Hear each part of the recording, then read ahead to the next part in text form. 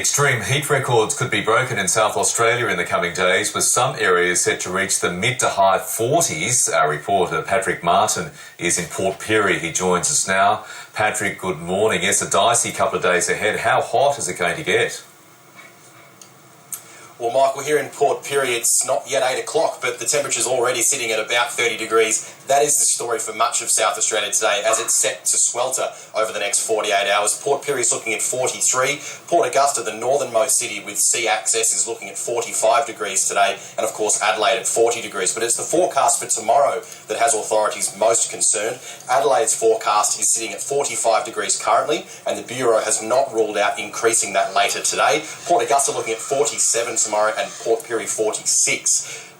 On top of all of that, authorities are saying that there will be gusty conditions and the chance of dry lightning tomorrow, of course increasing the chances of bushfires. So all authorities are on high alert as they prepare for what could be some record-breaking temperatures right across South Australia. Indeed, and what general advice are authorities giving to the population in South Australia to help deal with that heat?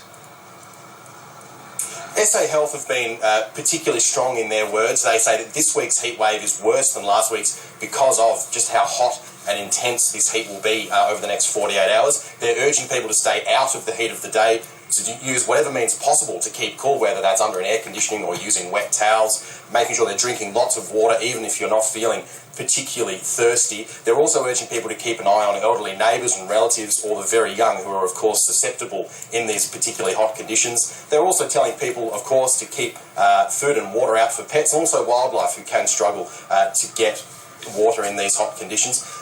The Bureau has also come out and said that tonight is going to be a particularly warm night right across South Australia. They're forecasting a minimum of just 28 degrees, which means first thing tomorrow morning the temperatures are going to be right up there. So they're urging people to take particular caution heading into the early hours of tomorrow morning. Yes, not much relief in the darkness. Now, Patrick, you're talking there about the physical impacts of the heat, but sadly we're learning about some financial impacts already.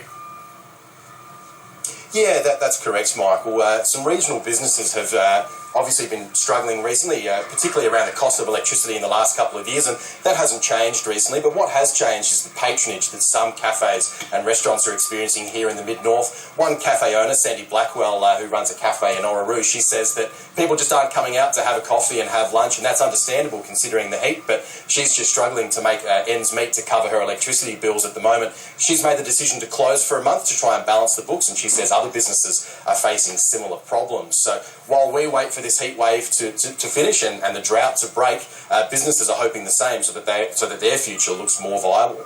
Patrick Martin in Port Pirie, thank you very much for the update there from South Australia. Big days ahead. Well, the FBI Agents Association has warned that terrorism investigations are being affected by the ongoing US government shutdown.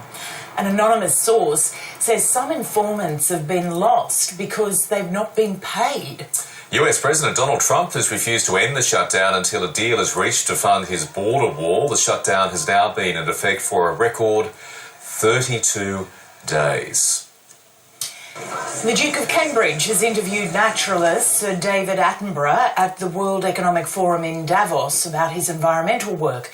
The British naturalist was honoured for his work at the event in Switzerland overnight and told Prince William it was difficult to overstate the climate change crisis. The 92-year-old warned world leaders that humans must take urgent action in the next few years or reap the consequences.